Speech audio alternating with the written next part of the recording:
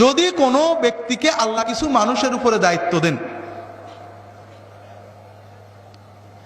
সে ওই দায়িত্ব ঠিক করে পালন করে না, পরিবারের 5 জন, গ্রামের 10 জন, মাদ্রাসার 100 জন, এলাকার 5,000, 50,000, 50 লাখ, দেশের 50 কোটি, যে কোনো পর্যায়ে আল্লাহ একজন মানুষকে কিছু মানুষের উপরে দায়িত্ব দেন, সে তার দায়িত্বাধীনদের ইনসাফ করে না, পার্সিয়ালিটি করে, অথবা তাদের জুলুম করে, প্রতারণা করে, ওই ব্যক্তি কিয়ামতে জান্নাতের খুশবুও পাবে না।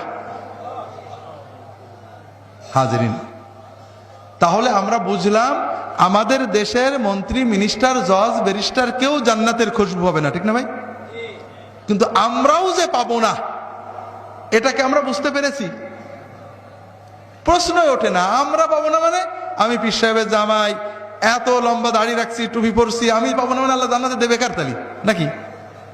আল্লাহ তোমাকে জান্নাতে দিতে বাধ্য নাকি? আমার একটা ব্যারাম আছে, ব্যারামটা হলো, যখন কোরআন হাদিসে পড়ি গীবত করলে জাহান্নাম, অহংকার করলে জাহান্নাম, হিংসা করলে জাহান্নাম, আমার সঙ্গে সঙ্গে মনে হয় আমার বিশ্ববিদ্যালয়ের অমুক স্যার ও আগে জাহান্নামে যাবে, ও খুব গীবত করে, অমুক পীর সাহেব ও আগে জাহান্নামে যাবে, ও খুব হিংসা করে, অমুক মৌলানা সাহেব ওর খুব লোভ, ও সবার আগে জাহান্নামে যাবে, কিন্তু আমি আব্দুল্লাহ জাহাঙ্গীরের জাহান্নামে যাওয়ার একবারও মনে হয় না। এটা একটা ভালো কোয়ালিটি না খারাপ কোয়ালিটি? হাই হাই, এই এত প্রশংসা করলো আমার, আর আপনারা সবাই খারাপ বলে দিলেন। আচ্ছা, অল্প খারাপ না বেশি খারাপ? এটা হলো ইমানের ক্যান্সার।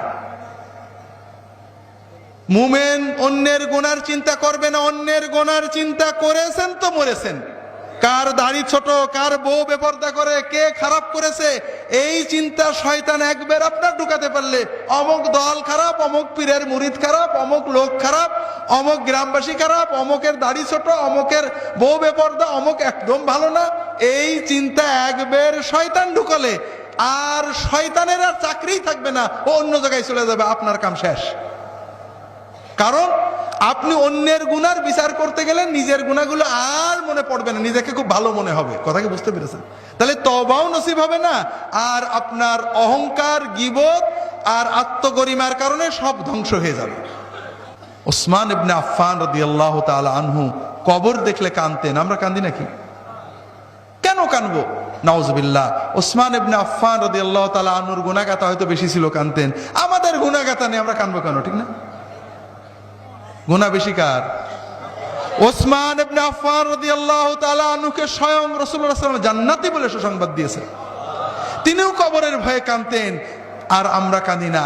কারণ তিনি যেদিন হাদিসটা শুনেছিলেন রাসূলুল্লাহ সাল্লাল্লাহু আলাইহি ওয়াসাল্লাম মুখে, সেদিন তিনি সর্বপ্রথম নিজের কবর চিন্তা করেছেন, আর কারোর কবর চিন্তা করেননি।